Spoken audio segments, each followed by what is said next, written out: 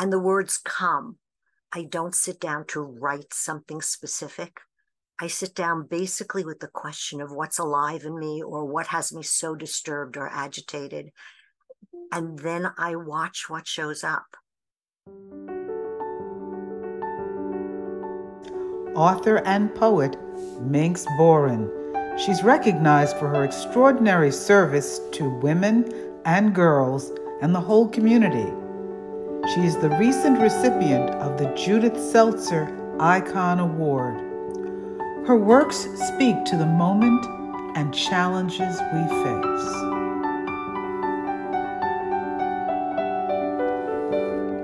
You're watching Profonde TV.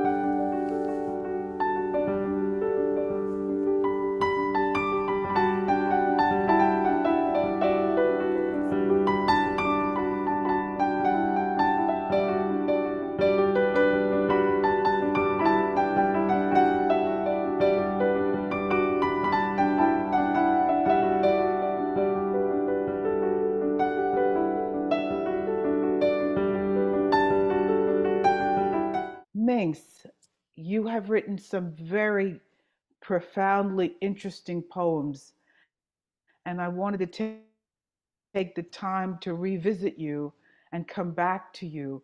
Um, what's got you writing so deeply these days? What are the topics you're covering?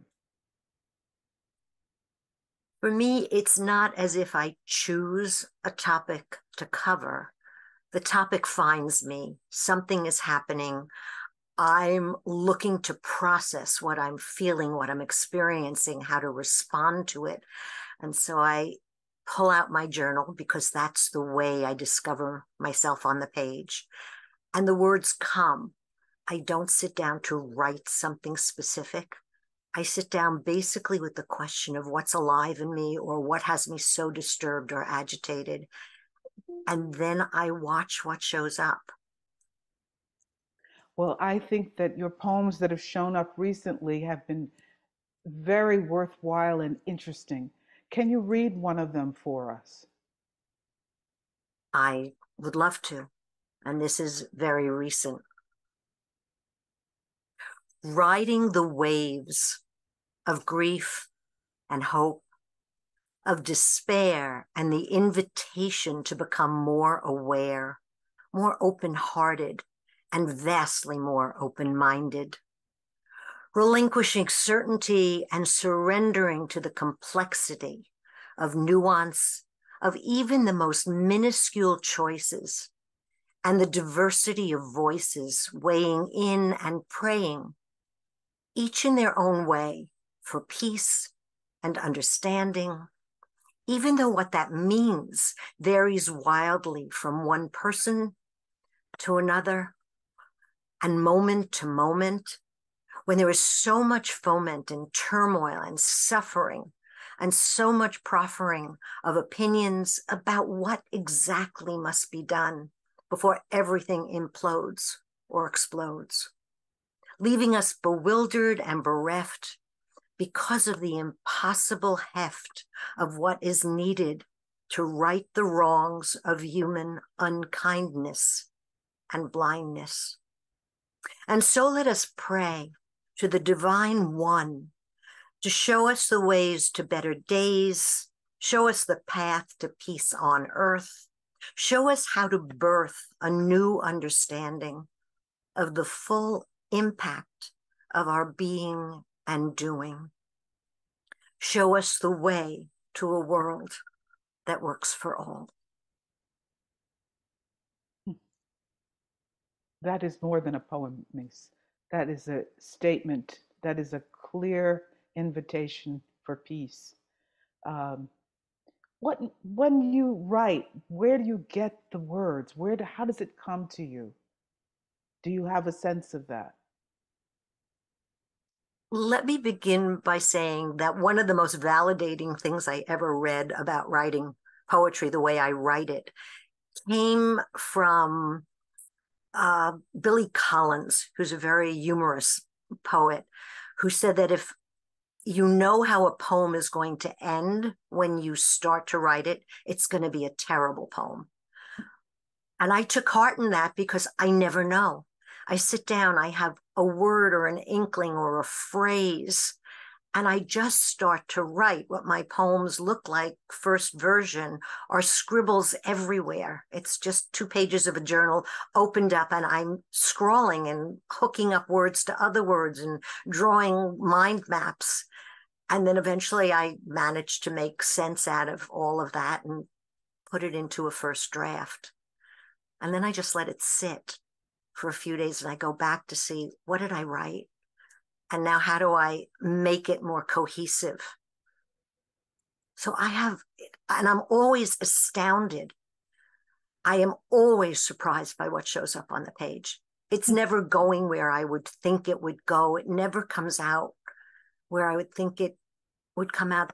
For the example, in this poem, I wind up evoking the Divine One because I don't know a way out of all the turmoil that I'm feeling. It's not like I can come up with this great idea or solution or possibility. And that's where it went. And so I just have to, in some way, accept that it goes where it goes. It takes a lot of courage to do that. Phenomenal. It takes courage to go where it goes. But also, what I learned years ago is that good poetry was meant for reading out loud. It wasn't meant to live on the page. So, when you're writing, are you consciously thinking about how it will sound, or is it coming to you in an auditory form or a visual form? It comes to me very often, a word that shows up. So in this particular one, there was human unkindness. And then out comes the word blindness, because there is a part of me that's looking for either alliteration or rhyme or something that holds it together, but very succinctly. I write a lot of essays. I write a lot of books. It's a very different process. I'm creating long, coherent, cohesive, structured pieces in that instance. In this, I'm not. I'm just noticing what one word evokes in me and the next word that shows up. The impossible, bereft, the impossible heft. Those are not things I would come to if I were writing an essay. Mm. But bereft led to, not even like purposely, I have to find a rhyme, but the heft came up, and then, oh, how interesting.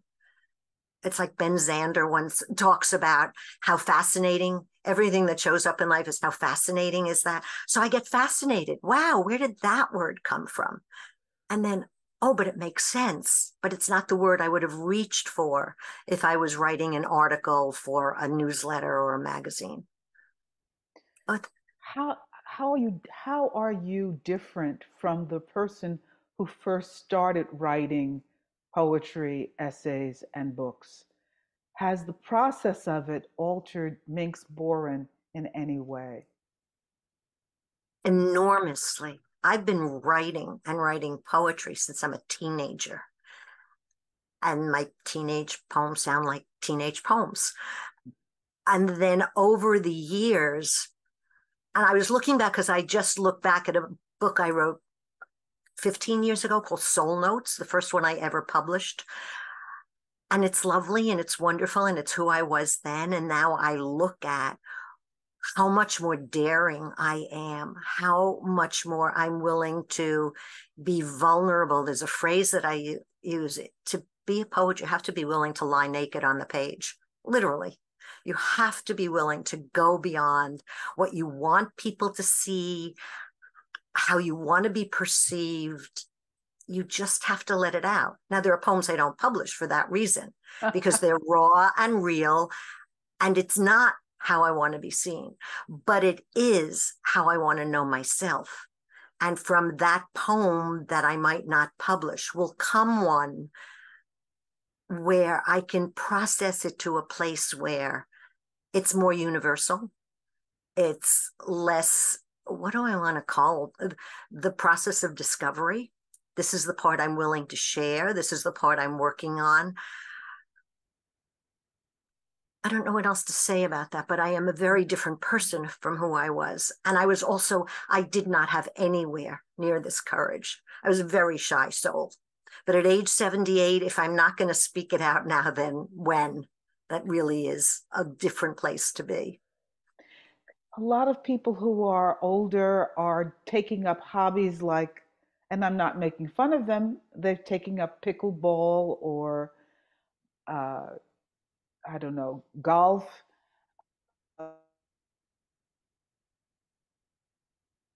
About writing that you've, I mean, why aren't you out there doing that stuff? It's not that I don't. I do things that are just for joy and just for pleasure, but I love to write. Mm. I have 4 books that I'm working on publishing right now with different people for different reasons and I'm excited about all of them. I also go out and speak in the world, mostly to olders now, on how important it is to not step back, to keep out there, to keep involved, to keep engaged, to have the courage to know that our wisdom matters and that we have a lifetime of wisdom to share. I'm happily encouraging people everywhere I can to show up that way. I also teach a lot about journaling, about allowing other people to find themselves on the page. And more than that, to tell their stories while they can. Our stories are so essential. If I do nothing other than leave it for my grandchildren and my family, even that's enough. I actually wrote a book 5 years ago, not even 3 years ago, about called Decades of Gratitude, Gusto, Grit, and Grace. It was a compilation of stories and poetry that I have been sharing for many, many years. And I wanted to be sure they were out in the world as legacy. And just because they are a completion for me. And it's very satisfying for me to finally put them on the page in a form that is engaging. So that's recent. How do you handle the input of critics or the people in the publishing industry that, from my perspective, having interviewed people for years and years and years, the publishers can be harsh and unforgiving. How do you handle those voices, or do you ever encounter those voices? Not so much because of who I've published with, and I do a lot of online uh, publishing. For this poem came out of me literally at 10 o'clock at night. I just poured on the page. I actually sent it to Dennis Pitocco, who runs Biz Catalyst 360, which is an online magazine, and said, Dennis, I don't know what to do with this. I don't know if it wants to be published. I don't know if you think it's time for this. I'm just leaving it in your hands. Do with it whatever works for you. I woke up at 7 o'clock the next morning and it was already online. And he doesn't publish on the weekends. And he said, I couldn't not publish it right now. It had to be out there. So there's that.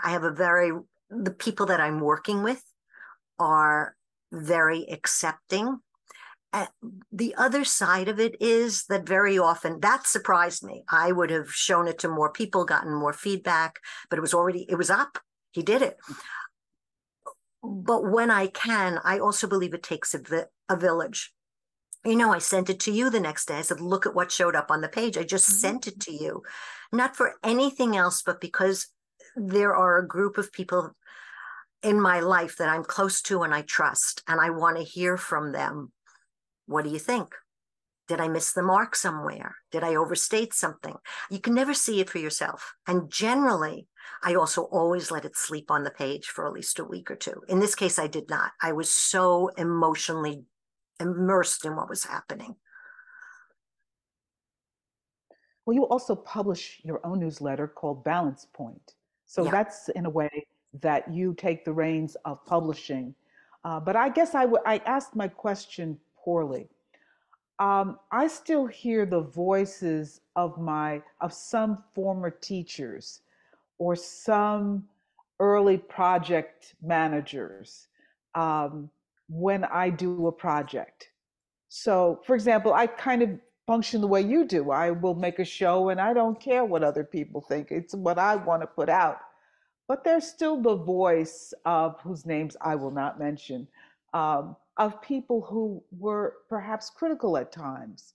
Those voices are still there. Do you have any voices like that? Or have you moved past them? No, I definitely have voices. And of course, there's my own inner critic, which is louder than any of them. Well, you're not Mary Oliver. Who do you think you are? Kind of that voice. There's that. Yeah. I, but if I lived in that with that voice as the predominant voice on my shoulder, I wouldn't write. At Hmm. some point, no, I'm not Mary Oliver, but I am Minx Boren, and I've had my experience. And what's mine to do is share it. When you bring up balance points, because that I've been publishing that, putting that out there for more than 10 years now. And I just do it in whatever is top of heart at any given moment. I don't do them far in advance. I used to try to have 3 or 4 in the pipeline so that I didn't have to think about it, but they were never real because by the time I got to the date, something else had happened. Something else had commandeered my attention. I choose to, it's from a coach perspective. So it's always looking at an interesting question, reflecting on that question, asking other people questions about what I'm thinking about so that they can find their own answers or be thoughtful about them. So it's a very different outline or way of framing things. And I absolutely delight in writing them. I spend a ridiculous amount of time on each one. I don't care. Brings me great joy. And I send them out. They go out to about 1,000 people, and I get all these extraordinary responses. Oh my God, that's just what I needed to hear today. It's never the same people. It's different each week. Everybody reads it, but not everybody responds every time. So I know that I'm touching lives. It's no different than when I stand up on a stage and do a presentation for however many hundreds of people. Before I walk on that stage, I remind myself to get out of my own way, to get my ego out of my way, that whatever is going to wind up coming out of my mouth, and it's never what's in the notes, God help me, that someone in that audience needs to hear this. And I don't have to know who. I don't have to know why. I just have to speak what's coming out of me. And so I ask, my prayer is literally, please let me get out of my own way so that what needs to come through me can come through me. And it's the same thing I do when I do the balance points, same thing I do when I do the poetry. Just let me get out of my own questioning, editing, critical way.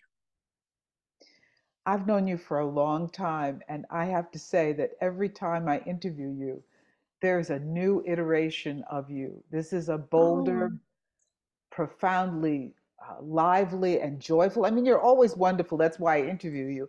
But there's something richer and deeper now. Is I that a would result of respond. age? It's a result of, yes, definitely age. It's also the result of I was diagnosed with cancer 2.5 years ago and had no idea if I was going to survive that. Had no idea what I would do when I survived it. The question I asked, actually based on the book Decades of Gratitude, Gusto, Grit, and Grace, my first question was not why me, because why not me? I'm part of the human condition. My first question is, how do I want to meet this? How do I want to be? How do I want to show up? And a little voice in my head said, dummy, you already wrote the book. Just follow your own advice. Do it with gratitude, gusto, grit, and grace. And I did. That was my mantra throughout that whole experience. But in the wake of it, you liken it to a journey. And to climb a mountain, you got to leave as much as you can at the base of the mountain, or you'll never be able to get it all up there. You can pick it up on the way back down, but do you really want to? 2 years after a cancer journey, I didn't want to pick up a lot of the pieces. All good things that I love doing, but it was exhausting, and I needed to be way more discerning at this point in my life. What do I absolutely want to do? What absolutely brings me joy? What absolutely feels meaningful? And that's how I make my choices now. So in some ways, having left the stuff at the bottom of the mountain and not picked it, I am lighter. I'm more lighthearted, light-minded. Just it's a different place. And also at the end of the cancer journey, my question is, what now? When I was told, you're fine, just go out and enjoy it. That's not so easy. When you spend 2 years doing everything perfectly to heal, how do you relax and let go? And the answer was unbridled joy. It actually came to me from a psychic healer that I was working with. She said, what you need now is unbridled joy, joy not attached to anything. There's nothing more you have to accomplish or do. Just do what feels joyful and meaningful. And that's what I'm doing. So maybe that's part of the lightheartedness that you see. Oh, that we need a whole show on, because I have the same desire for the unbridled joy, but I still have the overachiever complex where you have to keep achieving, keep doing, keep creating in that vein. So I think you're going to be the leader of the joyful journey that we go on together. I am thrilled to hear that you have reached this place, because you and I had long conversations about joy. But before we get on to a second show, let's read another poem from Minx Boren. Okay. This came because I was listening to one of your shows that featured label, and the two of you were talking about what it means to age gracefully and wonderfully, what it means to have a meaningful life at every age. It was very philosophical. And label said something about the importance of ripples, not splashes. What you were talking about, the overachiever having to make a big mark versus just the ripples of doing what you do and what feels meaningful. And as a result of that, this is the poem that came. Ripples, not splashes, small ways we touch lives without hoopla or fanfare, simply reaching out across the table or the fence or the miles to offer a smile or some bread or a quiet inkling or an honest question that might provide direction or hope or a felt sense of being heard and appreciated. It's not about smothering someone with a barrage of your great ideas or grandly interfering on their behalf, but rather being there, quietly present and accountable. The allure of grandeur and flamboyance pale next to the tiny, shiny sparks of love and caring and showing up without being asked or tasked. In the end, perhaps bowls of soup and a helping hand, and sharing moments of joy, or what will turn the tide toward a world that works for all. That's your continuing theme, a world that works for all. That seems to underline everything that you do. Yes. Thank you for that. Is there anything else you want to read? I know I only asked you for two, but hey, why not? Is there another poem? No. Oh, I could, sure. So this will go to the theme of happy, because it's where I'm writing I write every day. This is just one of them. What wants to be said, even before I get out of bed, even before I raise my head, is thank you for the gift of this once and forever irreplaceable day, where I get to play and stay present and wander inside my mind's eye and outside to my heart's content, with precious coins of time to be spent as a gift that can lift my spirits and enrich my soul. No other goal but to spread joy wherever and whenever, and not tether it to any particular outcome or inflexible drumbeat, but rather to simply let things hum along like a happy song playing in the background, a cacophony of laughter-filled sound that spreads around the room and then expands into the neighborhood, the country, the globe, and beyond, from heart to heart to heart. Today can be a day that starts and ends with gratefulness and gratefulness. And what is mine to do is just say yes and make it so. I am so fortunate to have you in my life. I am so grateful. I feel the same way. For that poem. That is what I'm going to keep on my wall, because I need to be reminded to just do things for the joy of it. And fortunately, doing this program is one of those things. Minx Boren, thank you. Is there anything else you want to add that we haven't talked about? Take a look. I think what I would add just at this moment for anyone who's listening to us is that we go back a long way. And that when it comes to joy, when it comes to meaning, for me, friendship is absolutely at the center of what fills my heart and brings unbridled joy. So thank you. Thank you, Minx Boren. I look forward to more.